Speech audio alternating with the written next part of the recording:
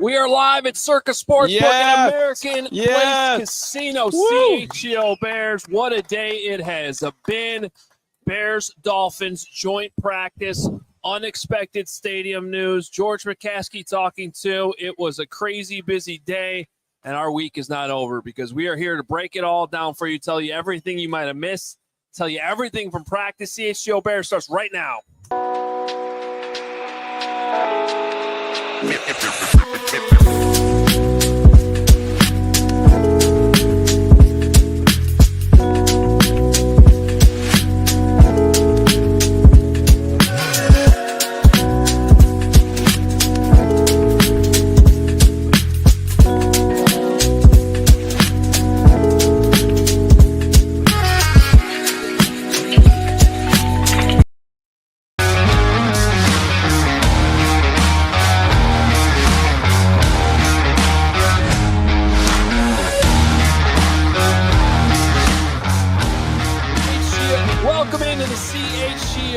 Bears Podcast, live from Circuit Sportsbook at American Place Casino.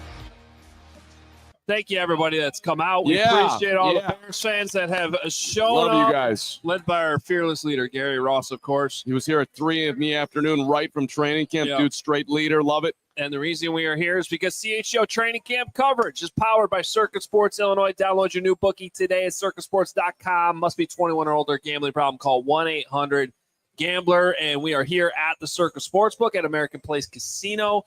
I honestly forgot how convenient this place was. So convenient. I had to run home to get a cord that we were missing, and then I was kind of freaking out about timing, and then I put in my GPS, and I was like, oh, I forgot I live that close. Right down the street. It's a great place, right off, pretty close to the highway and everything. So come on out if you're not here today. Yeah, I'll give you just a reminder because college football season's right around the corner here. And if you can't bet, you can't bet on Northwestern online, but you can come right up here and bet them. And I have cashed here on the Wildcats. Thank you to Circa.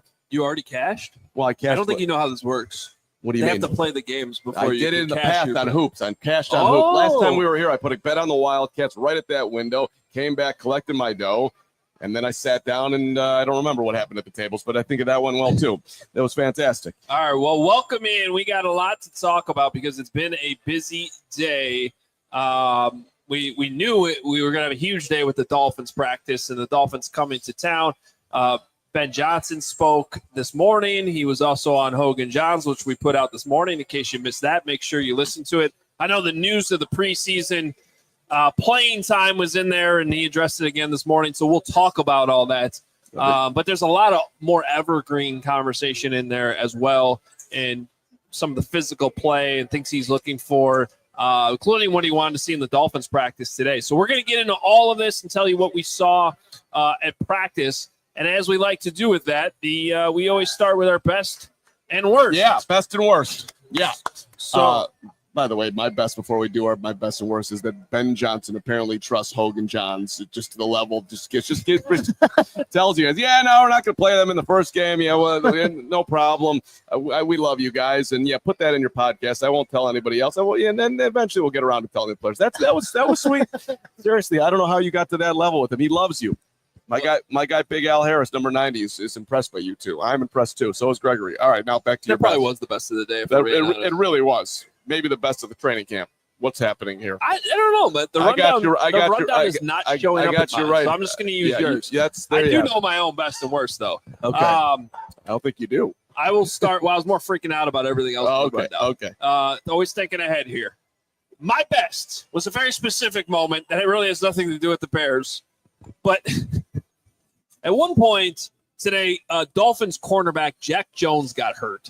I don't know if he was just cramping up or what, but he was just laying there on the ground. And he's kind of, he's not the biggest guy in the world. He's a cornerback.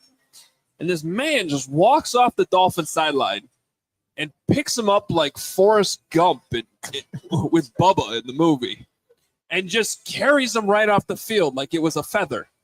And Kyle Long, who's sitting right by us, goes, "That's Teron Armstead, recently retired offensive tackle, who I don't know how much longer he's going to stay retired because he looks like he just wanted to get right back there on the field and play." Yeah. But it was just he just carries them off, and it's not like he just put them down on the sideline. He just laid them down on this cooler. I don't know if they had training tables on that sideline or not, like a Gatorade cooler. They didn't. That was the one option. I thought it was, a very in-the-moment best choice you could possibly make.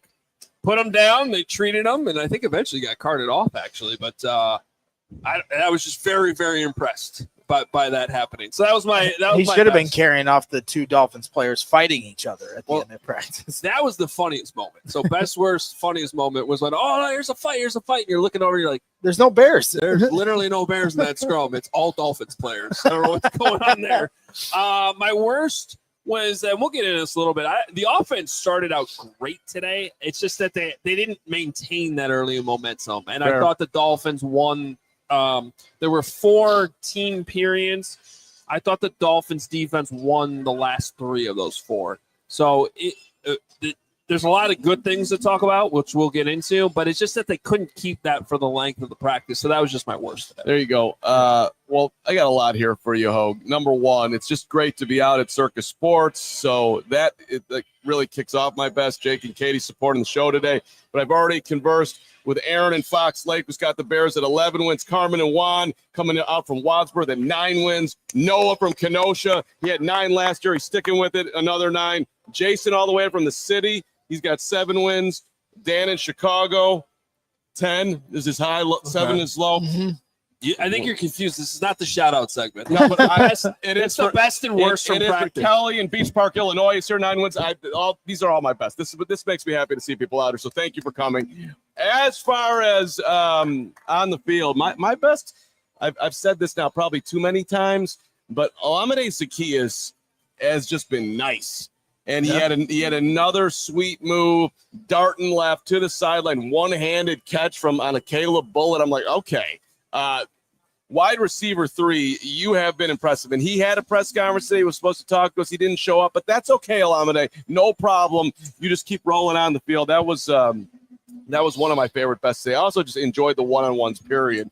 Just seeing Caleb throwing to DJ and the completion and the crowd getting into it. I really loved the fans today. And my worst actually comes after practice. And that was Kevin Warren saying the only place that we're focused on in Cook County anymore is Arlington Heights, officially burying Chicago. So my dream of the Bears in the city, I knew it was dead, but hearing it out of Warren's mouth today, officially dead, really just was not the thing I was looking for on this Friday. There was a part of me, the idiot part of me, that was like, there's got to be 1% chance I hope that they'll come back to the city, but they ain't coming back to the city. And the city. Just another lesson that Carm should listen to us more. Yeah, okay. But this is where we need the Grady Jarrett sound, where he's like, I'm trying to get this through to you, you specifically. So that actually would have applied in this one. That would have made sense here. Shout out. That's going to be a new segment. We're trying to get this through to you, Carmen, you specifically. Yeah, no, that's good. That's good. And by the way, if you missed the Grady Jarrett interview yesterday, check that out. It's up individually. That was awesome. But that was my worst from today. Yeah, well, don't worry. I'm sure they won't break ground for another 3 years. I'm not holding out hope. So you just never say never. The corpse could come back to life. That is the chances of a stadium in Chicago for the Bears. But enough stadium talk from me.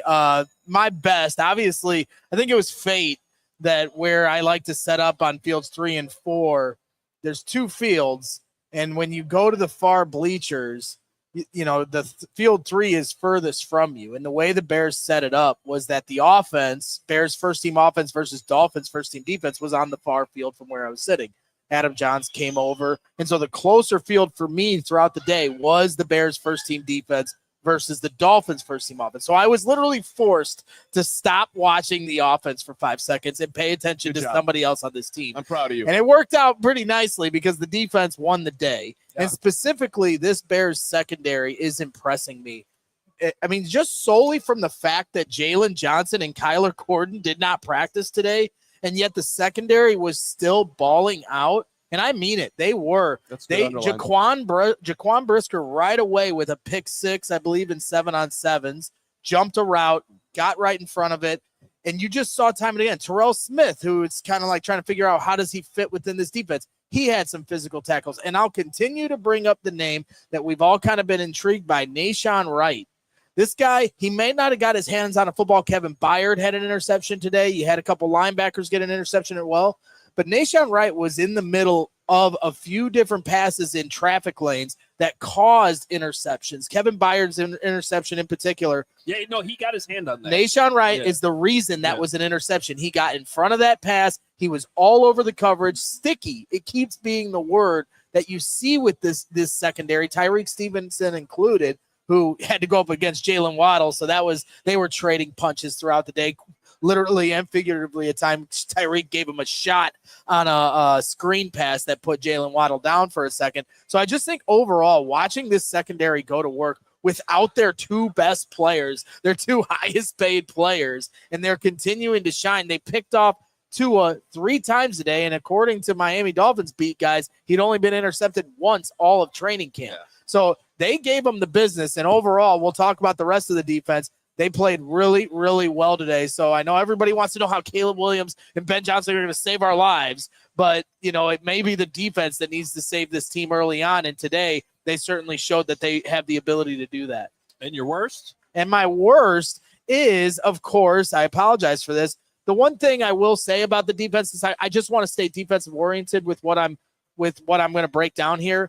The run defense is so hard to figure out what you're looking at in training camp. The trenches, it's just different. You're not always going live with tackling, but there was more than a few times that they ran outside zone to the outside edge, specifically on the left side, going right at Dayo Odeyingbo.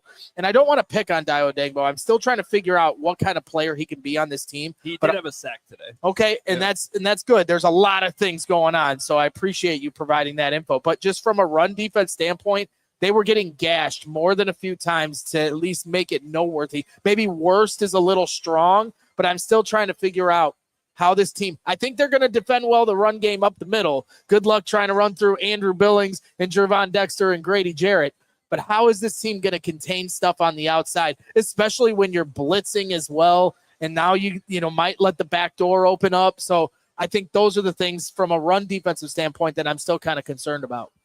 So we'll get into now what matters most from the day. It probably is what's going on in terms of the starters playing on Sunday, which is related to the practice, and we'll get into all that in a little bit. So I'll go to sort of the next thing. I just thought it was really important that the physicality from Tuesday's practice carried over, because we talked about this, and we talked about it with Ben Johnson on Hoge and Johns. I think that was very purposeful, the timing of that practice being this week ahead of the Dolphins practice, but with a couple days in between before they actually got to this. But Ben said it in our interview with him on Hoge and Johns. Now they know what the standard is. That's how we're going to practice. Now, you can't do that every day because you can't have a whole practice of live tackling every day. Even though you had Tyreek Stevenson say, I wish we would practice like this every day. But there were moments, and look, my eyes were on the offensive field today. Ditto. And I kept hearing noise off to my left, and a couple of the Dolphins reporters right next to me were watching kind of crossing me, watching that field. And I don't know who it was, that one guy next to me, but he was very demonstrative. Loud voice. And he kept pointing out, that was a big hit. Oh, that was a cheap shot. Oh, this happened to that. And my eyes would turn, and I would see a Dolphin laying on the ground, one of them being Jaylen Waddle at one point. Yeah. So I thought it was very evident that from the start of practice, especially with the Bears defense, you always start to tone on defense, I feel like, with how you play. That carried over. That physicality carried over. And I thought, regardless if we talk about results with the offense or defense today, it was obvious the Bears were the more physical football team, and that matters. It also, the details of the Bears to me stood out. If you go back to last year, detail-wise, is that Tyreek Stevenson talking to Commanders fans? Is that DJ Moore walking off the field being frustrated? Watching the Dolphins today, we noticed one special teams moment, punt, turn guy for the Dolphins, drops it, ball's on the ground. He doesn't even pick it up. He doesn't pick it up. He just lets it and then eventually, I forget which Bear got in there and they picked it up. What is that? I said right there, I would have, if that was a Carmel practice, I would have sent that kid to the sideline. And he'll pick up the ball. And that happened all over the field for the Dolphins a bunch of times. Yeah. There was one time where It was Maurice Alexander for the Bears, took a punt return back and went down the sidelines. Like, you're letting a guy go down the sidelines. You cut off the sidelines. The guy's got to be able to cut back. Like, all these things happen. Whereas the Bears, their intensity and attention to detail just feels so much different. If you go back to that last year to this year, the impact of Ben Johnson, we haven't even played a preseason game, and you can see it. And I thought it played out on the field today with how the Dolphins were going about their business compared to the Bears. When you talk about that special teams miscue on the other side of the ball for the Dolphins offense, I know the Bears have had their fair share of pre-snap penalties, but they had like 5 false starts in a row at one point, and Mike McDaniel just put his hands on his head like, what is going on? And we don't got the false starts down yet either. But no, I completely understand. But yeah. To your point about details, and then when you see the 2 Dolphins players fighting each other on the other side of the field, like, I did feel like the Bears were the more disciplined team. Now, there were a couple scrum ups for a minute. Tremaine Edmunds at one point, he had to be separated from, and Tyreek Stevenson got in the middle of it with Kevin Byard at the end of practice with one of the Dolphins players. Tyreek went too far today. That should be addressed. They took him off the field for a few snaps. Okay. Well, he kept going and going and going. And finally, I think it was Kevin Byard who got him out. Well, I think we've learned at this point. That's who Tyreek That is who he is. But now, did that cross the threshold? Because Ben Johnson said before practice, like, there will be no fighting, and if there is, there will be the players know there will be consequences. I don't think any of those little scrubs cross that threshold. The only time we saw anybody swinging fists today was when the 2 Dolphins players did it to each other. Right. The Tyreek Stevenson thing, he was just holding on to the guy's helmet. They wouldn't let go. It lasted way too long. Mike McDaniel ran in there. Got in the middle of it. That was hilarious. That was the Jeff Van Gundy moment. Even after this one, then he moved on to the next guy and the next guy, and then finally, and I'm not here to blast Tyreek because I like Tyreek, but it was too much.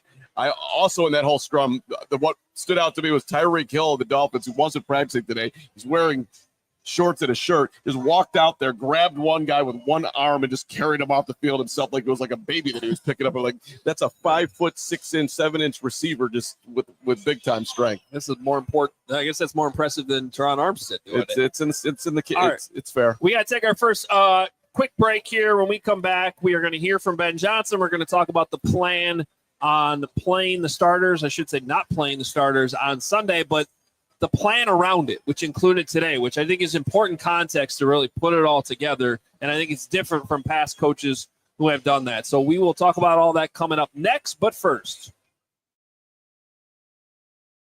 Sunnyside Cannabis Dispensary is your home for judgment-free cannabis shopping, a place where all kinds of visitors are welcome to explore, discover, and purchase a wide array of high-quality products. Sunnyside has everything you need to elevate your summer. It's a one-stop shop for all your cannabis needs. Sunnyside has an expertly curated menu with over 100 different strains to choose from, plus easy online ordering and in-store pickup. Sunnyside is Illinois' favorite dispensary with locations all over the city, from Wrigleyville right down the street from the stadium to the suburbs in Champaign. Sunnyside has expert guidance and brands we know you'll love, so visit Sunnyside.shop for bright buys every day, including 50% off your first 3 online purchases. Enter the promo code HICHGO and check out to qualify. Exclusions apply. Sunnyside Cannabis Dispensary, bright buys every day, only for 21 or older or Illinois medical card holders. For existing users, use the promo code CHGO50 for 50% off one Cresco Labs brand item. And then, of course, you got to make sure you're coming out for a big-time event here in Week 4. That's right, we are headed once again with True Fan Travel to Viva Las Vegas. It's a 3-night stay at a premium Vegas resort. You get tickets to the game so you don't have to fight for them in the secondary market. VIP parties. We're going to have a tailgate right before the game. Live shows during the whole weekend. It's going to be a lot of fun. We got a lot of great things planned for you. It's going to be an unforgettable experience with a lot of special guests coming in along the way. So don't gamble on missing the ultimate fan experience. Book your spot now at truefantravel.com and make sure you guys come out for this because it was fun in London last year. It was fun in Arizona. It's going to be even better here in Vegas. You can bet on that. So come on out. Have fun with us. We're having a great time out here, and we want to tell you about a big opportunity you have coming up here at Circa Illinois Sportsbook for week 1 of the NFL. Gregory, you got to come back here. Come to Waukegan on September 6th or 7th, and you place a $100 straight bet or parlay bet of football bets. That could be college games, Hogue, or pro games, and then you're going to get to spin the wheel to see which of the 32 pro teams you land on. And when the wheel stops, that's your team, and you're going to get a free $25 futures bet for that team to win their Super Bowl at the current odds. Nice. So where are the Bears? Okay, I got the Circa futures right here. Bears for the Super Bowl. What is it? So Bears 3-1. I can do this, guys. I can do this. They are 6-1. Plus 3,700. Or 37-1. All right, great. 37-1, $25. I could do the math for you on that. Horrible though. I mean, it's like better than the Bucks. You would, if that happened and you cashed on it, you would walk out with over $8,500. So that's a nice little situation for you right there. Well, I like that. You place $100 on the team you actually think's. Yeah. And then, but then you get a free And then you 25 get free on any of them. I'll be I like back it. September 6th or 7th. We love it up here. All right, it is time to take the temperature. We're going to do that right now with your trusted local experts, Four Seasons Heating, Air Conditioning, Plumbing, and Electric. Visit fourseasonsheatingcooling.com for all the special offers and money-saving coupons. That's fourseasonsheatingcooling.com. We're taking the temp today on Ben Johnson's decision to not play Caleb Williams and the starters. I'll be honest, I was a little surprised by the surprise, put it that way, this morning when, we put out the episode of Hogan Johns, that news went out, Ben telling us that 9 starters on offense, defense, including Caleb Williams, will not play Sunday against the Dolphins. I was surprised how many people thought they would. Oh, that's what you're surprised by. Okay. Yeah. That's interesting. I wasn't really taking the temp on the amount of people that thought it. I think you're the hottest on this. You're the most disappointed. At least your temperature is boiling on, or close to boiling, on the Bears not playing on Sunday. Yeah, I mean, you're never going to convince me otherwise. You can call me a caveman or whatever you want to say. I'm certainly a meatball. Yep. You can call me an idiot. I think you're right. You can call me a moron. I wouldn't go You that can far. call me a great golfer. Definitely Just wouldn't don't call that. me twice on Sundays. I don't know what that means.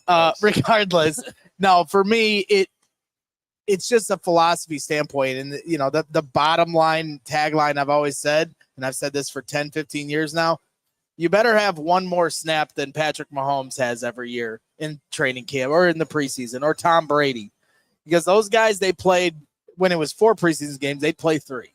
They'd play for 1 quarter first game, 2 quarters second, and then go into the 3rd quarter in the 3rd. You don't have to reinvent the wheel here in football, and I understand it's trended this direction. Matt Nagy never played his starters, and it's not finite. Matt Eberflus last year did play their starters. They didn't start out hot. But the bottom line is skipping any reps is a lost opportunity at something to learn. And this team still has a lot of growth to do, and it's not about the looks you're going to get on defense. It's the same reason that he brought up the order of operations for the Sunday Family Fest. They stayed at the team hotel the day before.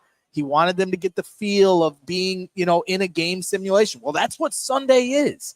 And so now you get out there, you're going to have your pregame warm-up routine. The fans are out there. It's going to be a lot more than Family Fest. There'll be 55,000 fans there. And if you're out there even for one series, what is the biggest problem going on with the Bears right now? Their pre-snap operations. And that's an opportunity to go out there and try to get those things cleaned up, even if you only hand the ball off 3 times. Yeah. But you can at least get the call in from the sidelines. What if the headset doesn't work? Now Caleb can adjust, because earlier in the week that happened and he wasn't able to adjust. You can get up, get to the line of scrimmage, maybe make a check at the line, get the play call off, get the ball snap clean. That's been another reoccurring problem. Didn't happen today. And so I just think it's not the end of the world. So it's always going to bug me when people try to say, oh, it doesn't matter. Who cares? Joint practice is not a game simulation. You cannot tackle the quarterback. So I know I'm like ranting and raving. Everybody's going to get mad at me about this, but I'm sorry. you can go out there for a series or two, and it's not going to hurt you. It only serves to help you. We're going to we're just going to use the audience here. Is anybody mad at him for that take here? Not a single person. And if you are, we're fighting. That's the popular take. I'm about to make the unpopular take where I'm going to agree with Ben Johnson because what people are missing in this, and so I want people to hear what Ben Johnson said on Hogan Johns, okay? And he repeated it today, and he actually gave a little bit more detail, which I'll color in. But, Katie, if we can go to our first Ben Johnson cut where he detailed his plan for what he was going to do when we asked him about it. And I think, unlike some past coaches that just did this, at least he has a reason, and we saw it executed today. But here's Ben Johnson on Hogan Johns. It sounded like going into yesterday's off day, you were going to kind of regroup and come up with a more concrete plan for this weekend between the joint practice and the game on Sunday. Did you kind of finalize that and how when you're going to play this? You want me to go ahead and spill the beans? I mean, we would love it. Yeah, okay. Floor is yours. Yeah, I'm sure it's going to get answered tomorrow anyways, but the thought here is there's going to be a number of guys that aren't playing in this game. I haven't even told the team this yet, but there's going to be a number of guys that aren't playing in the game. So we're going to get great work in the joint practice. We have a number of things scheduled around the game for those guys that aren't playing, whether it's the day before or the day after, where we're actually going to end up getting more reps for them than they would have had we played them week one in this game. So I'm actually really excited about that. I think the numbers as they stand right now, subject to change, are probably 9 guys on offense, 9 guys on defense that won't be playing here. Is number 18 part of that? He's one of those, yeah. All right. So you take what he said there, which I'll summarize. Our fans that came to the show couldn't hear that. And then with what he said today. So here's what's going on. Typically, even if it's a joint practice 2 days before the game, you're not going to have Caleb Williams drop back what I counted today as 32 times. By far the most he has in any practice. Anybody who was at practice today, congratulations, because you got to see the starters on the field more than any other practice since practice started, which is what he said would happen in that cut and what he said. I believe he repeated that this morning in the press conference too. So I'm glad you want him to hand the ball off 3 times, but sacrificing more reps today, there's no way if he was playing Sunday they would have had him drop back 32 times. And they're going to have a throwing session at Soldier Field on Sunday morning before the game, which apparently by rule has to be 3 hours before kickoff. Caleb and the receivers, there's going to be a workout Sunday before the game. And in the history of me covering this team in 15 years, I have never heard of a team having a practice the day after a preseason game, which they're doing on Monday, in which they're going to get more reps. So Ben's point is, for what you're trying to get out of 3 handoffs, or however you want to phrase it, if he plays the whole first quarter, he's getting probably 3 or 4 times as many reps in how they structure this over the course of the entire weekend, including today against the Dolphins. So if you want to make the argument that, it's not live tackling and it's not a live pass rush, I'll buy that. That's the one part of this that you cannot simulate, and whatever they're going to do. Certainly they can't simulate in the throwing session Sunday morning, which will probably just be against air. And I don't know what the practice is going to look like Monday. But regardless of how you feel about it, whether you agree with that logic or not, at least this coach has a thought-out plan. This is not Matt Nagy reaching out to the reporters the night before the game a few years ago in 2019 saying, by the way, the starters aren't going to play, without giving a real reason. And then they didn't play at all the whole preseason, which is the second part of this. He's not saying they're not going to play next week. In fact, he left the door open today that they could play at some point in the preseason. He suspects, that's the word he used, I suspect they will play. He said it's still to be determined, but he's looking at where they're at right now, what was ahead of them this weekend. This is the game plan. He's providing logic, and they backed it up in practice today with what he said would happen. The most reps the starters have received in any practice was today at Halas Hall. So it's not just talk, it's actual action. So that is a compelling, lucid, valid defense of Ben Johnson's decision I also completely disagree. And This is shocking considering you're going to get Tyson Bagent play like the whole first half. It's like a Super Bowl Sunday for Tyson. He's got this a big opportunity for him to shine. I hope he does. I know you are rooting for that too, and so are you, and so is every Bears fan, because we'd love to have two good quarterbacks. But regardless of all that, he could have absolutely, at least in my mind, could have had the practice that he had today. And he could have played half a quarter on Sunday. Take advantage of it. And if you're playing half a quarter and he's not getting hit, then he could have practiced on Monday too. The throwing session would have gone by the boards, but who really cares about the throwing session? So listen. I'm not saying it's to his point. This isn't end of the world type of stuff, but it is surprising to me with the amount of just little attention to detail stuff that they're not really great at. You have the opportunity to do it under pressure in a game and just see how it goes. And they're choosing to take a pass on it.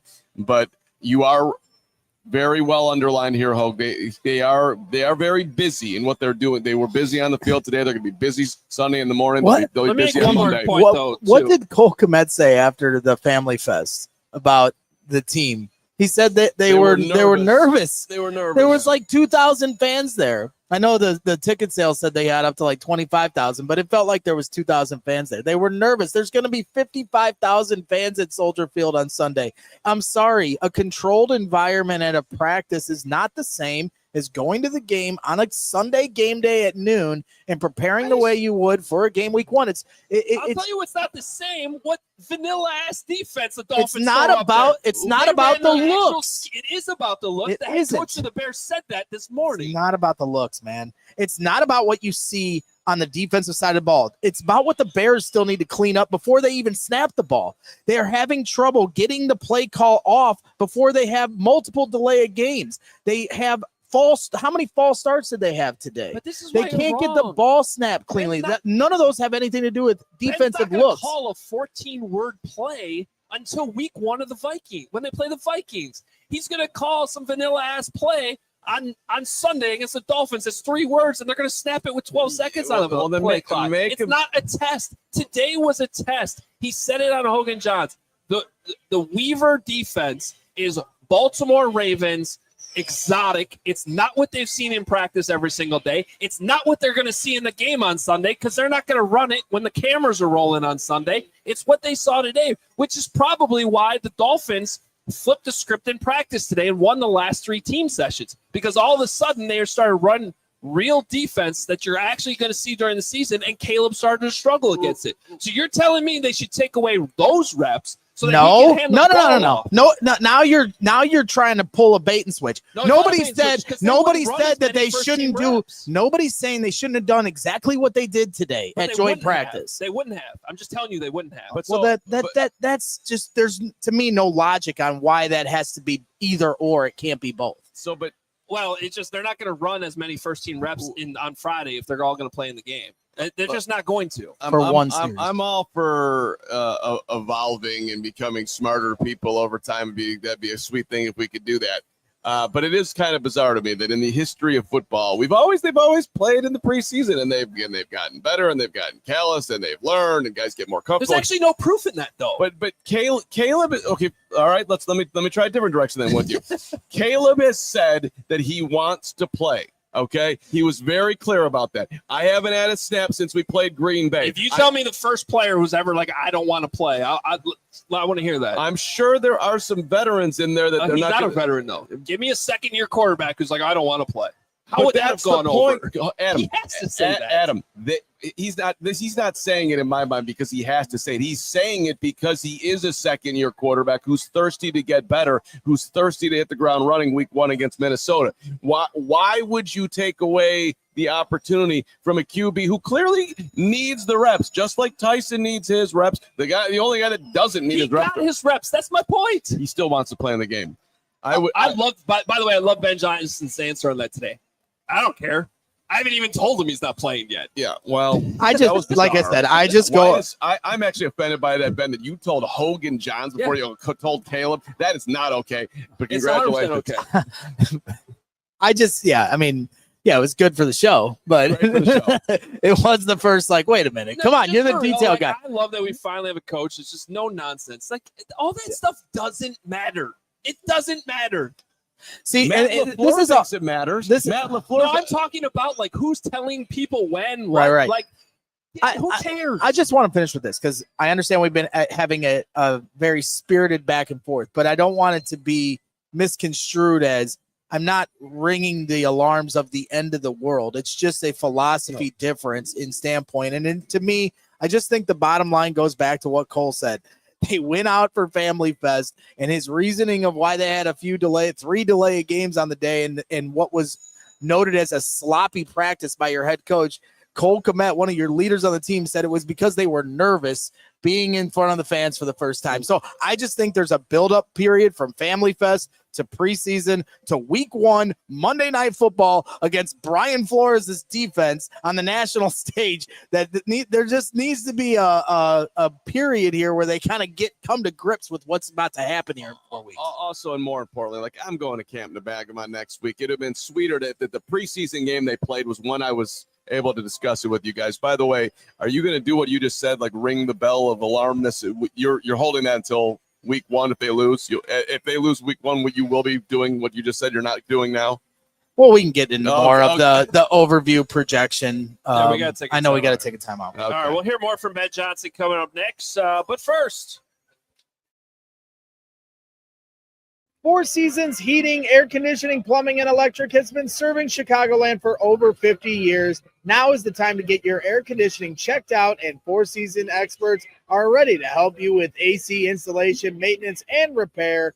It's hot and humid outside, but you want to make sure you're cool and comfortable inside your home. Four Seasons has expert technicians that ensure you always receive reliable service, and they always make sure they do not charge for more service during nights, weekends, and holidays. They take care of you, the people, and they make sure you save up to $4,000 on a new comfort system with Four Seasons and new AC units from $39 a month, and AC furnace combos all the way down to $57 a month. Your trusted local experts are Four Seasons Heating, Air Conditioning, Plumbing, and Electric. Visit fourseasonsheatingcooling.com for all their special offers and money-saving coupons. That's fourseasonsheatingcooling.com. And then, of course, once you're saving that money, you got to make sure you know how to manage it with our friends over at Monarch Money. And you know what? I'm telling you right now, they're going to do that for you because finances can be messy and confusing.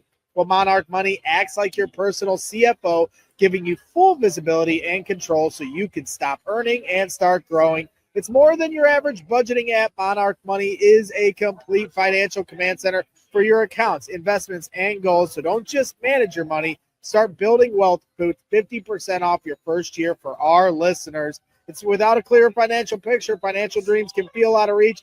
Well, Monarch Money makes managing money simple, and even for the busiest of lives like Mark Carman's. And so you want to make sure you get control of those finances with Monarch Money and use the code CHGO at monarchmoney.com in your browser for half off your first year. That's 50% off your first year at monarchmoney.com. And make sure you use the code CHGO when you do that.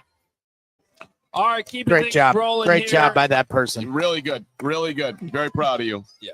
Sponsors. Don't say it like that. Just great job. Sponsors love you. Thank you. I've been talking to them, and they're very proud of you. Thank you. They've missed me, but they're proud of you. Yeah. And Hoge. We're here at Circus Sportsbook, American Place Casino in Waukegan. Appreciate all the fans that Big came crowd out. on hand. Let's Yeah. go. Yeah. It's been an awesome day, Bears and Dolphins. And I would actually just like to shout out Carm because, look, Wow. if I am, like I said off the top, I am willing to hear an argument about how quarterbacks especially need to see live reps and a live pass rush.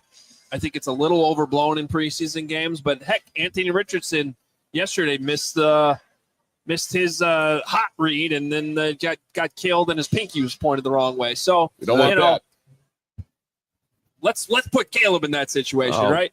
But what I wanted to shout you out for is what you said right before the break, which is ingrained in his take and every other fan that wants to see the starters play on Sunday. You just want to see your favorite players play football. Sure. It's No. true. No, It's true. no. It's true. I want them to get I want ready. To see them play. Trust me. Do I want to do a pre and post game show on Sunday with Caleb Williams playing or without Caleb Williams playing? I want him in there. I want him in there for that purpose. I mean, but that's not why for me personally. I understand that might be for some.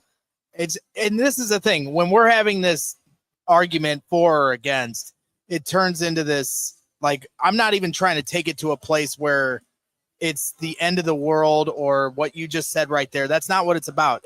I've just said this for 15 years or however long since they started trending off playing starters in the preseason. I don't agree with it.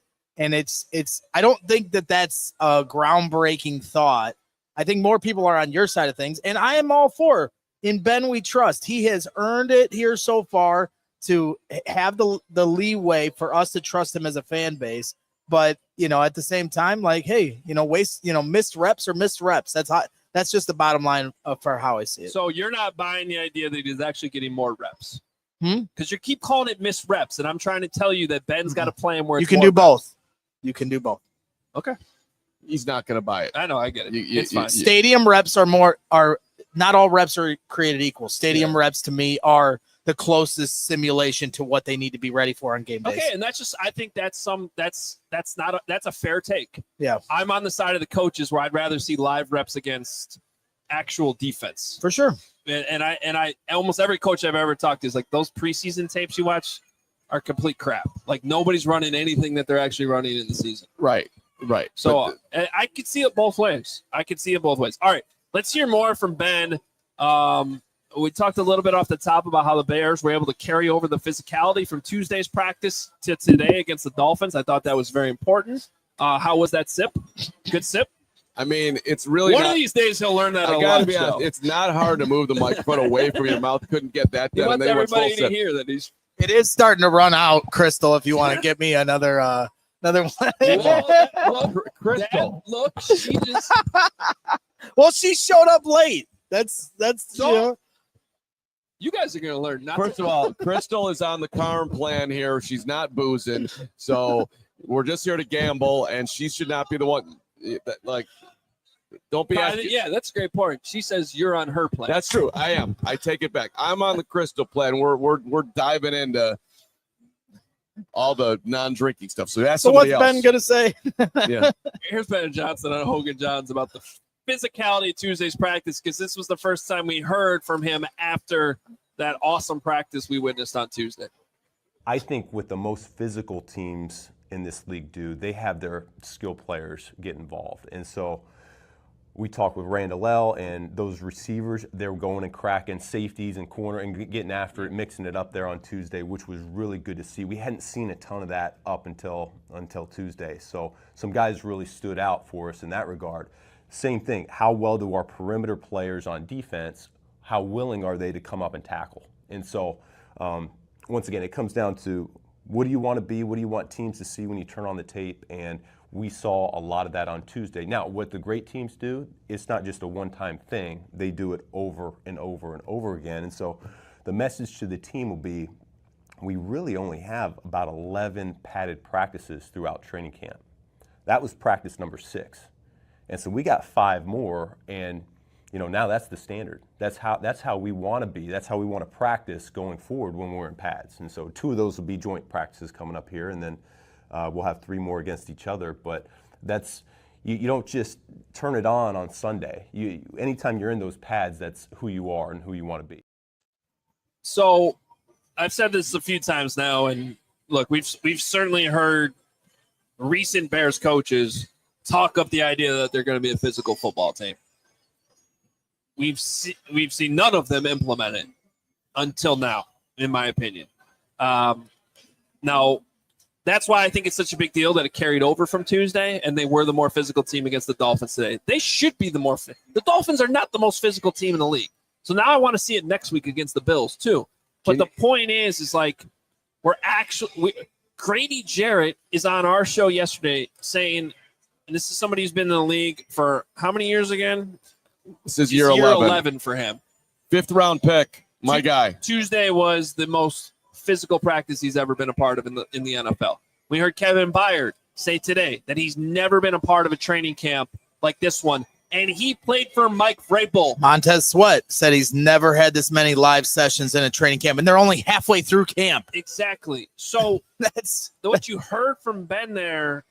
First of all, I think he does a better job of selling it, even what his words, than Matt Eberflus or Matt Nagy did. And I don't mean to bring those guys down. It's just the reality of those, No, you can't. those Go ahead. eras. Like, they both said that we're going to be physical, and they weren't. Even John Fox said they were going to be physical, and I thought he brought some of that, but not enough. And now we're actually seeing it play out. So I'm going off of the words are nice, and I appreciate Ben Johnson coming on the show and saying those things, but they're believable because of what we're actually seeing.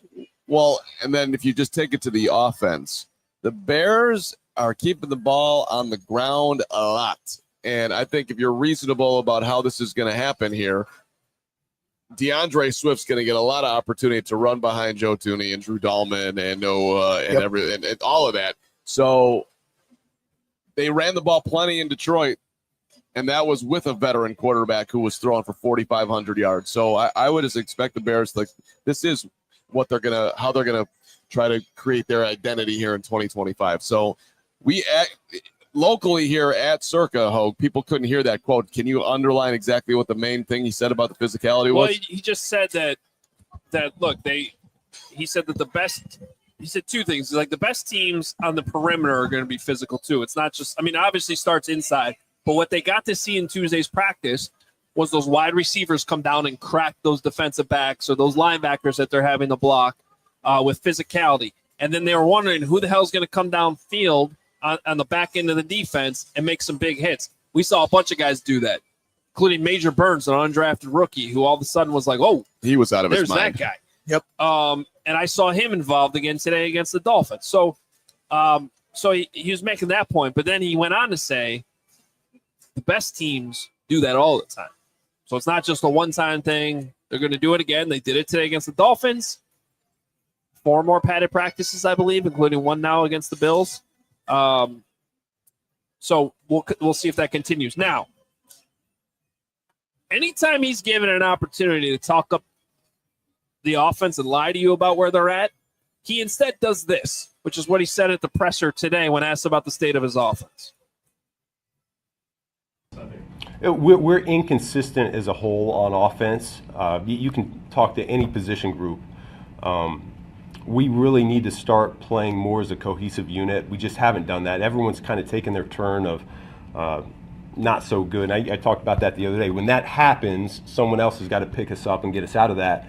And we're frankly not there yet. And that's the beauty of training camp. I think there's probably a lot of teams around this league that are dealing with some of the same growing pains. In that particular unit, I think they're gelling. I think they're coming together. Coach Rochar and Kyle Devan, I talk about it all the time. They're doing a great job coaching those guys up. They're very demanding. They understand the techniques with which we want to play. It's just a matter of using those all the time. I think it was Jason Leisure earlier this week. I think I heard him on The Score just say something along the lines of, it's so refreshing to not have a head coach go up there and tell you that what you're seeing is not what you're seeing. Uh-huh. And I do think it's relevant to the playing in the preseason talk. He's not trying to tell you everything's great, we don't need to play in the preseason. Right. He's simultaneously saying, I have a plan, trust me, and we're not good enough. And we need – so he was asked in that – for those that couldn't hear it, he was asked about the offensive line there, and his point was like, really there's no area in which we're, in a great spot right now. Sometimes it's the O-line, sometimes it's this, the tight end, sometimes it's this. And they got to get all on the same page. They're not where they need to be. So I guess my point in all this is like, he's not trying to lie to you. He's not trying to tell you that it's good.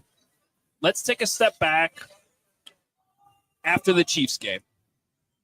If it still sucks, if the quarterback's still concerning, if there's still pre-snap issues and they didn't play at all in the preseason, I'll be right there with you being like, they should have played. They're in trouble now against the Vikings. Well, I think the reality, too, though, is, and this is something I tried to convey to people on Twitter after practice today, they're like, well, right now it's not an issue, but if it is in week 1, then we can, really panic. And I go, well, no. There is going to be issues in week 1, regardless whether they play in the preseason or not.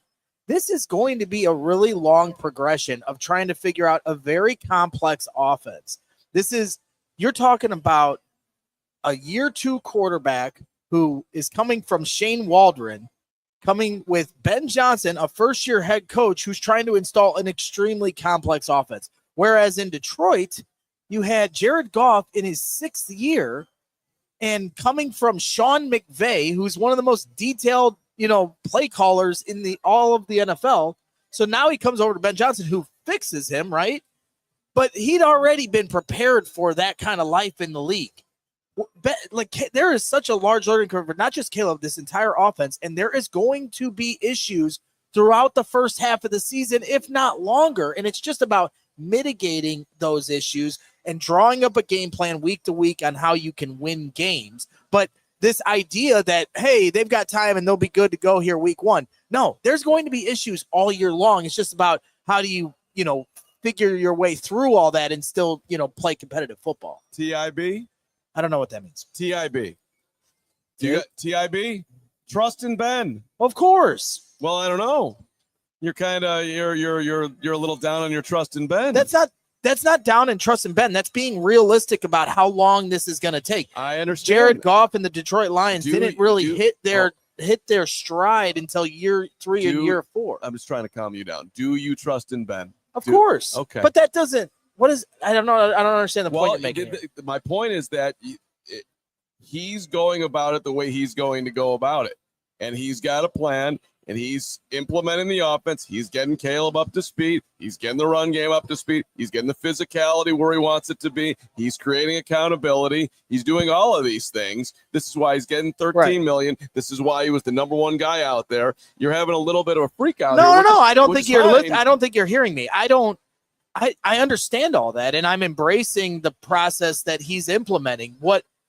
Whether I have disagreements or not, it's just about the realization that no matter what they do, because of how complex all this is, it is going to take a long time for all this to run as smooth as Bears fans want, including myself. To that point, then let me ask a different question.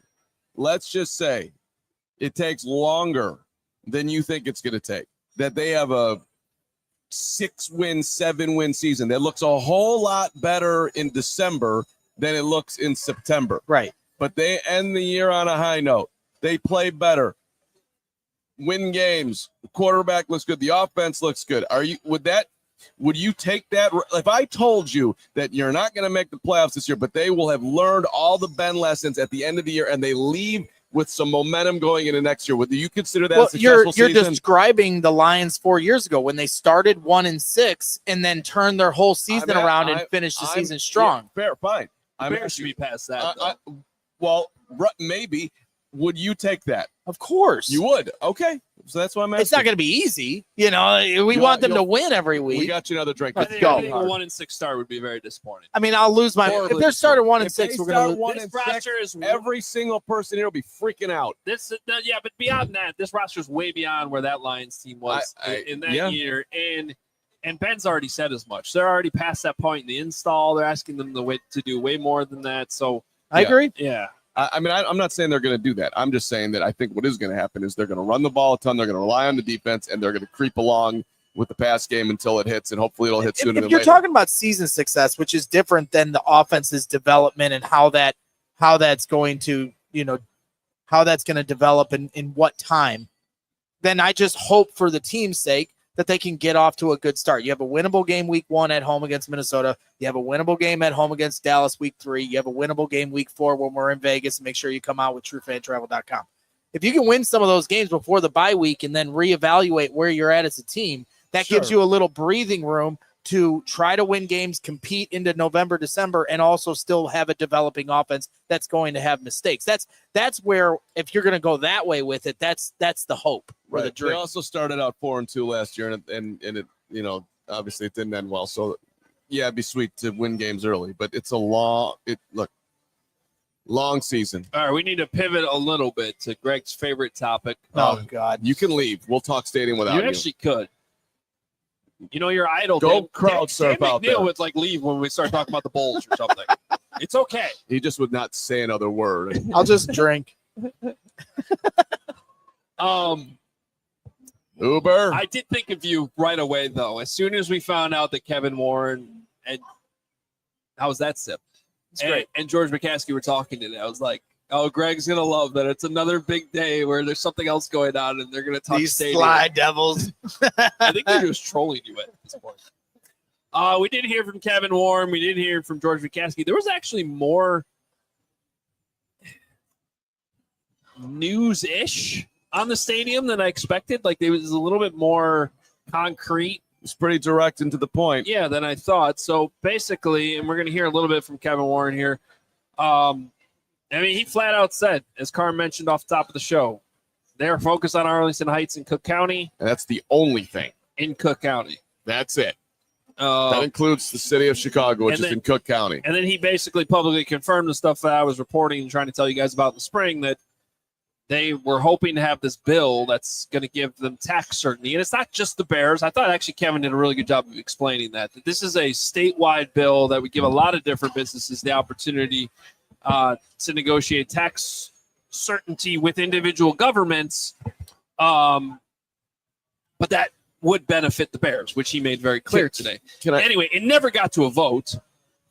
And that was disappointing because it significantly delayed when he confirmed today. They're ready to break ground right now. If right now they were like, we'll pass this, they'd probably break ground tomorrow. So let me just play devil's advocate for just 1 second here. If I know we're coming up on getting the stuff in here and whatnot, but you are the Chicago Bears, right? How much? What were they just valued at? I believe it was $8.8 billion. Correct? Okay. Whatever the taxes are, you can afford it. I mean, you can keep fighting for tax certainty and all that, but why do you want to keep delaying this unless you're really going to consider other options? I mean, I suppose you can, act like you're going to do that and then you'll get your tax certainty, but it's like, it's going to be $100. It's good. No. Why not? But because I'm not the Bears. You don't want to. I'm not. Oh, because I don't want to. No, because when I get my, well, you find me a business that's just willing to give away their money to the government, let me know. You're the Chicago Bears. It doesn't matter. Their stance you're is holding, that this development is going to bring the area of Arlington Heights and Cook County, all this extra stuff, that they should at least know what they're paying in taxes for the next 30, 40 years. I'm not saying they're wrong, but they're not. I'm not saying they are. But unless you're actually willing to look at other options, like coming out to Waukegan and being next to Circus Sports here. Well, I'll tell you, that's the next step. If this doesn't pass in October, which is the veto session, that'll be the next step. They will start looking outside Cook County. And the reality of that, too, is you're still in the state of Illinois. If we're really going down this road, if they're really going to sit there and like hammer for tax certainty, then you have to be willing to flirt with Indiana. You really have to be open to that. Go build it in the region. You can put that stadium in the cul-de-sac. I got a pool. That's what the Kansas City Chiefs are doing to try to get leverage. You playing off Kansas versus Missouri. That's what you have to do. And there've been no indication that they're willing to do that. So you can hold it up all you want until you get the tax certainty. But to me, it's like, just go ahead and build it. You know you're doing this. You have bought the land. There's 326 acres. You're not going anywhere else. Don't worry about the drop in the bucket of whatever the taxes are going to be. You guys can afford it. All right. Well, regardless, they're working really hard right now to get the votes that they need for October. And if they do get this to pass in October, Kevin Warren is saying they can still break ground in 2025. The question is that I had for him, and there's this little segment of me asking the question, Carm asking a question to him, is basically along the lines of what makes you confident that remember, this didn't even come to a vote in May. So here's that clip. Kevin, I know you guys were hopeful that bill would pass in May. Yes. And then it didn't even come to a vote. Yes. I guess that's Illinois politics, but I guess what makes you more optimistic that come October, not only will it go to a vote, but it'll pass? Yeah, I mean, and again, I have great, I would say, sensitivity for politicians, not only locally, but nationally. Those are difficult jobs. And there are a lot of things that didn't make it on the docket in the spring. I know transit is going to be an important issue that people are trying to work on. I'm hopeful that when we get to the fall veto session, that people, our legislative leaders, will recognize that time is now. I mean, you have an ownership group who's committed to leaning into the cost of the stadium. And if you just look around the country, what's going on in Buffalo, what happened in Cleveland and Washington and Tennessee, and not only in the NFL but other sports. I mean, there's this public-private partnership, and for our ownership to step up, to lean into paying the cost for the stadium, and all we need is property tax certainty. And we're not trying to avoid paying taxes. We absolutely will pay taxes, but we want to just have certainty. And what this mega project property tax bill allows you to do is it allows a company like the Bears to negotiate with local taxing authorities, school boards, school districts, to be able to set the certain amount of taxes that should be paid. And this is what we call no cost and no obligation. This costs the state of Illinois zero, because if you're not able to negotiate the property tax between the local company and the local taxing districts, then nothing happens. And so this is not a grant, this is not a gift, this is not any transfer of money from the state of Illinois to the Chicago Bears or other businesses. This just says we're going to allow you to negotiate the property taxes, which is critically important. Time for a couple more. How disappointing was it? You talking about the willingness in Arlington Heights, but there wasn't more willingness in the city. I think you basically did everything you could to go there, and it just didn't happen. I think there was. I mean, there's multiple levels of things that have to occur to get a deal done. You have to have, a willing heart, and I would say Mayor Johnson and people in Chicago were willing. But then you have to be able to put the deal construct together to make sure it works from a financial standpoint. So it all has to come together. That's the other thing, and I'm glad you raised that question, is the city of Chicago still will benefit from having this stadium in Arlington Heights. People will stay in Chicago. So from a hotel standpoint, the hospitality industry, from a food and entertainment standpoint, all of those different things, airports, people coming in and out of town.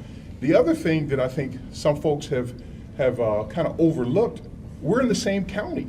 I mean, Chicago and Arlington Heights are in Cook County, so it's not like we're moving to another county. This still is in the same county, so this will be a financial benefit, not only from a job standpoint for building the stadium, but also then working full-time, but also just from a hospitality industry standpoint. All right, so first of all, I appreciate Kevin. Direct. Like you said to me in the media room, like he wanted that question, and he was very, I thought, thorough, and he was looking at both of us as we asked those questions. I thought it was super interesting. What was your takeaway from that? I think it was sort of the least political. Like Kevin he's a very, very good politician. He knows how to play the game, and I thought there was some really just ways that he look, these things take time, and he realizes that there's a lot of factors that go into the votes, and I thought he played it very well. But he also, there was some honesty in there today that stood out, and especially with the willingness. There's a willingness by Arlington Heights. They want it.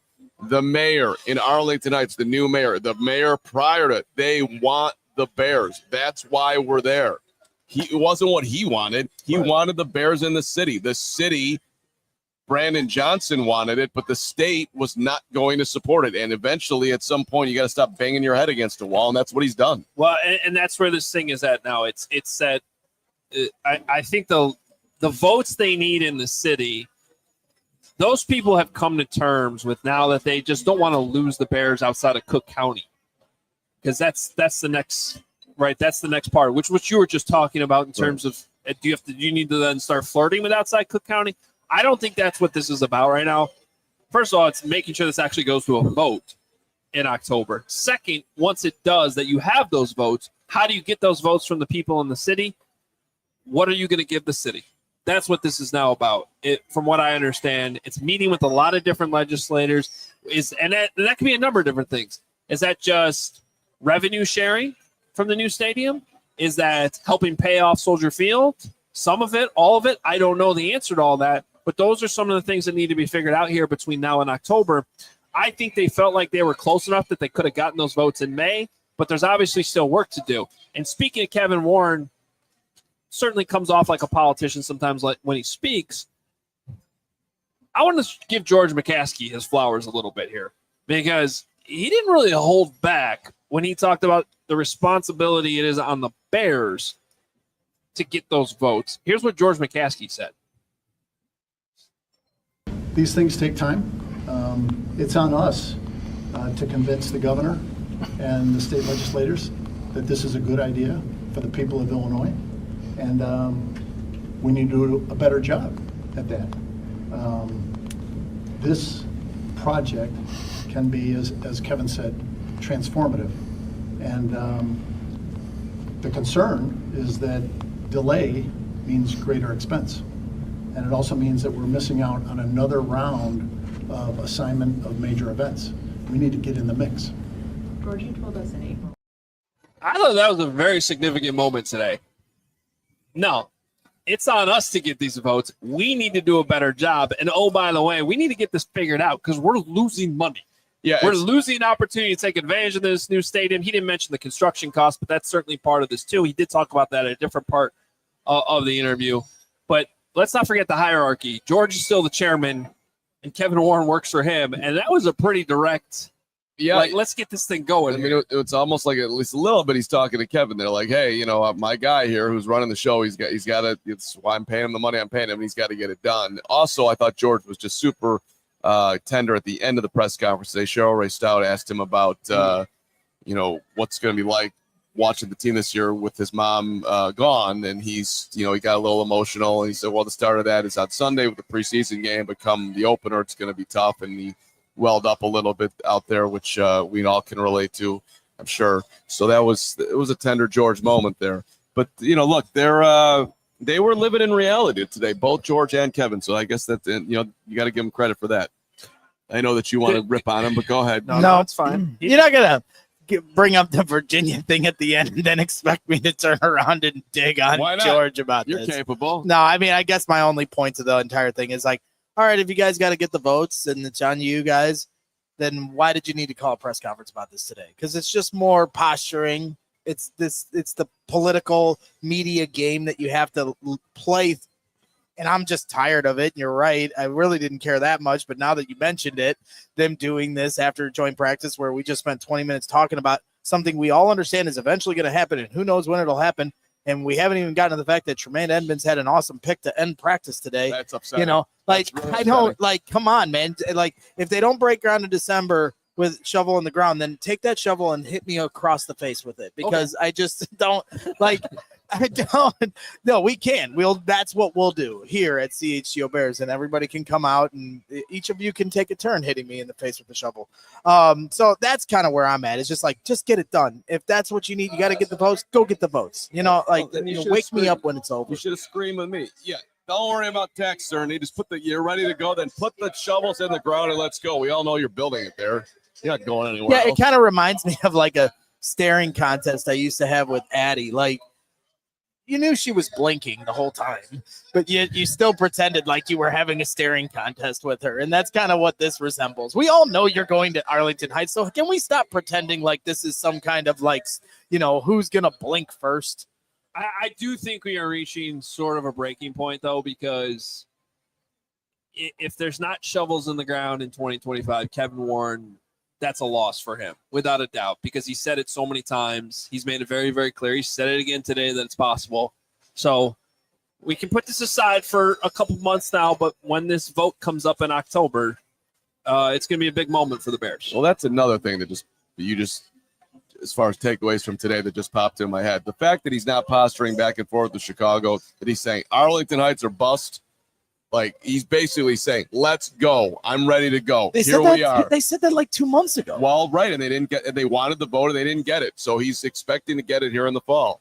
It's like, no, we're really, really focused on Arlington. Well, the way he said it today, he did say it today. We're only focused. It was a little bit of a tone change, without a doubt. All right. Do we have super chats, Katie? I know we got some supers. We will start with Fan. Is that the one we're going with? Which one are we going with?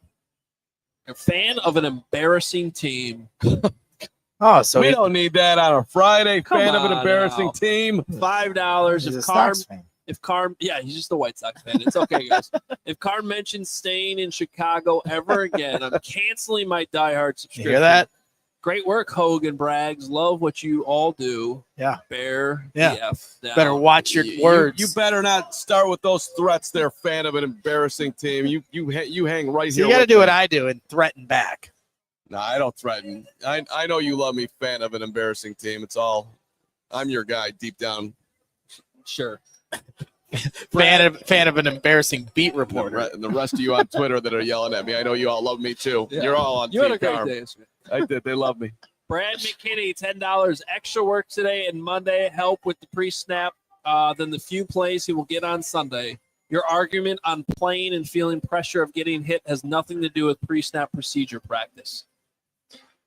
I didn't talk about getting hit. Kind of did. Apologize to Brad. I do agree with Brad that practicing the I'll- pre-snap stuff If you'd like, I'll threaten more is- Brad. Brad, you're heard. All right, we got another Thank one for you. Brad. Brad said he had to cut words out of his super chat. Uh-oh. Oh, huh? He just wanted to say for another $2 that Braggs is wrong.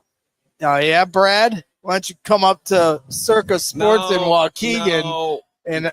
and we can talk about it some. Listen, Crown and Coke, stay silent. Brad, we love you. Come on out to Waukegan at the American Star Okay. Casino, and Do you I'll wanna- buy you a drink. You want Not to? where we're at. There you go. You want to end up on We're at awful American announcing? Place Casino. There's got to be a star somewhere around here.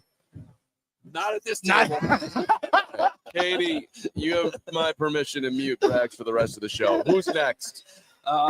We have Willie Beeman, $5. Joint practices don't compare to live game reps. I completely agree with Braggs. The quarterback has no threat of being hit. It's not nearly the same. Bear down. My name is Willie. Yep. Willie Beeman.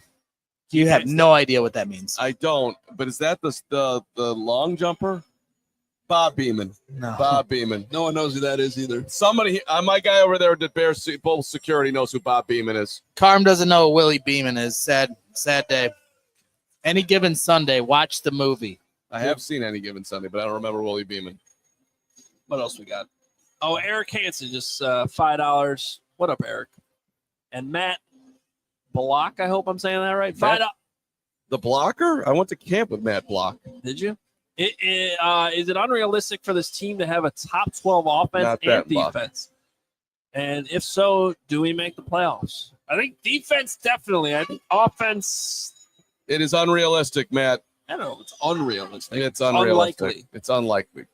Everything's on the table. And everything's That's off true. the table. That's true. Everything's on the table. Everything's off. It was funny when I was walking around before the show talking to everybody who came out. And thanks again to everybody who's here. It sounds like something we're not going to care about. I promise you we won't. You will care because everything I say is interesting at the America Place Casino. Thank you to Circus Sports. How many wins? Literally everybody had the same response when I asked. It was this.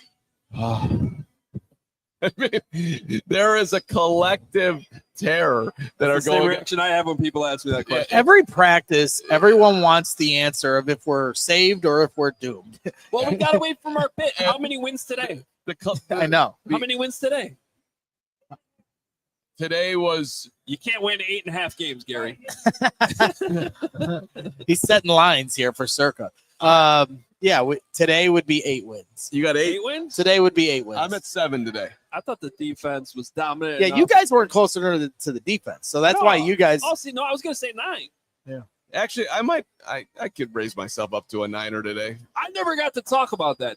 Dude, on the offensive field, they came out sharp as hell. The one-on-ones, those guys were wide open. And the Dolphins had like 6 penalties in a row. Like every single Yeah, rep, looked a good. flag was coming out. And then it carried over to 7-on-7. I got Caleb for 3 incompletions on 7-on-7, but 2 of them I didn't think his wide receivers helped him at all. I thought Luther Burden should have caught the back shoulder or at least should have turned around quicker. And I had Roma Dunze down for a drop. So honestly, I thought Caleb started today really, really sharp. I mean, we didn't even mention anything about Tyson Bajan's beautiful throw over the top right there to Colston Love and going You know to the where end we zone did for a touch. mention that? In the outstanding practice recap that Adam Johnson and I wrote. Oh, up. okay, it's in there. If you Good. are a diehard, you can read at allchgo.com, and it's up there right now. We couldn't get Johnsy to come out to Waukegan, but he's there for you for all the diehards. He was working hard. He talked to Ben Johnson. It's okay. We missed Johnsy today, but he'll be at something new. Eric Something Hansen, next. $5. Caleb needs to have giant men attacking him with malice. That can only be does. done by playing in live preseason games. I have PTSD with bad coaching. We all do. All right. It's a good underlining. That is just not how the pass rush really is in preseason games, though. Well, who's ever on that Hey. field, they're trying to make You're not going to have Micah Parsons coming at you tomorrow. no, but you'll have somebody in the twos who's trying to make a name for himself, and he's going to want to get to the quarterback. All right. Crystal in the house and in the super chat How does she do it? How does she do it? with her phone. $10. Great That's job, true. guys. Great diehards out here at Circa Brags. Yeah. No more Yeah. Crown and Coke. Love you guys. No Hit the like promises. button. This guy Fair was he was so good for a couple of months, and now he's going back into the hole that he fell into before. But we'll pull you out again. Don't worry about it. We got you. That's what friends are for. See, he's not on the Crystal plan like you. He's on the Hogue plan. He's on the Hogue plan. Shout out Hogue. All right. Was that it for supers? All right. Appreciate all the supers. I know you want to give a shout out to Caleb real quick before we got out of here. This was a cool thing. Right here if you need to. Thank you. Yeah, actually, that'll work. Let me put the old glasses on here. It's embarrassing and pathetic, but it's true. So this Sunday, August the 10th, 100 Chicago-based teachers with the Golden Apple Foundation will be in attendance for the Bears and the Dolphins. This is courtesy of Caleb Williams' charity, Caleb Cares. Their attendance highlights the important work of Golden Apple as students prepare to head back to school. The Golden Apple Foundation is an Illinois-based nonprofit organization focused on improving education by supporting teachers and school leaders and by preparing the next generation of educators. I just think it's super sweet. Shout out to all the teachers out there. Shout out to the teachers and shout out to Caleb. You guys deserve to be paid a lot more money. That's right. Caleb Cares is awesome, and he deserves a mention on that, and I love him for doing it. That is cool. That is cool. So 100 Chicago-based teachers will be at the game as Caleb doesn't play. Yes, that sucks for them on that part, but they do get to see Tyson It is Bagent's awesome. Super Bowl on That's Sunday. true. And so I'm going to be on the edge of my seat. And Shout out to all these fine people that came out to Circa here. yeah, We appreciate every single one of you, except for Crystal. Wow. Why do you guys keep trying to Not fight nice. her? Yeah, we're gonna do a group photo. We're gonna do a group photo here in a minute, so nobody go anywhere. But we appreciate you guys. Well, yeah, Dan in Chicago, by the way, used to do security at the Chicago Stadium. He's got Jordan stories from '92, so this was an unbelievable visit from one of our guests. Not that everybody here has been my favorite, Dan, but this is a great time. All right. Greg, nice shirt. Thank you. We are off tomorrow. There is a game on Sunday. We will have our first pregame and postgame of the season on Sunday, 11 a.m. pregame. We will be there for you, I think there's one more super chat in there. and we will. Yeah, there is. And then on No, there's Sunday, a super chat. will you let me promote the Sunday Saying there's coverage? one more super chat. Are we not going to respect the super chats? We are after I promote what's going on Sunday. Okay. We have a postgame show that you're no longer invited to. Brags in the Sands, $2. I'm right, and Brad McKinney is wrong. That's right. That's right. Brad, thank you for getting Greg to contribute to his own show. That $2 can go a long way. It's more than can be said for that stadium segment. Belmo in the Discord wants Gary to throw something at you. I do too. So Belmo, we're with you, my friend. Sorry you're not here. Pre and post on Sunday. Let's go. By the way, who's who of people at practice today? Kyle Long, Jimbo Covert, Dan Marino, Otis Wilson was Otis there. Wilson, Mark Carman, Tom Waddle. I said to Kyle was shooting a video for the Bears downstairs when I was getting my stuff and walking out. So I came by and gave him the tennis, and he jumped right in. He's like, yeah, I got my tennis swing going, so it's on video. Long. There tennis. was a fan with a great cowboy for hat today that was easily the craziest fan there. And I he heard about this. he chased Kyle Long down in the media section for an autograph. It was hilarious. I saw Bears security move very fast. Well, he was already stirring the pot on the other side of the I field heard- earlier I in the heard day. that, It was great. Yeah. It's great. Where was Cream Sleeve? He was around. He was around. He He was? was around. Okay. Yeah. Okay. All right, we're out of here. We will all enjoy the off day tomorrow. Make sure you read the practice report, allchgo.com, available to all diehards. Become a diehard. We got that deal going again, $36. You get a free shirt with that. and that Hogan John shirt is still available. We'll be back on Sunday, pregame and then postgame as soon as Bears Dolphins is over. We'll also have you covered at the stadium with Adam John's covering his first game. Let's for go, CHGO John. Let's out go there on Sunday, and our guy Pat Norton will be there because I just gave him his credential, so he will be there too. Did he come all the way to Circa to get his credential? I don't know. He lives like in Montana compared to here. It's one of the great efforts in CHGO history. Doing a great job on the website, allchgo.com. Appreciate all you guys that came out here, be here with us. Yeah, let's go. The best. 12-5. 12-5. Come on. We'll talk to you on Sunday, 11 a.m. pregame. We all silly like the mayor.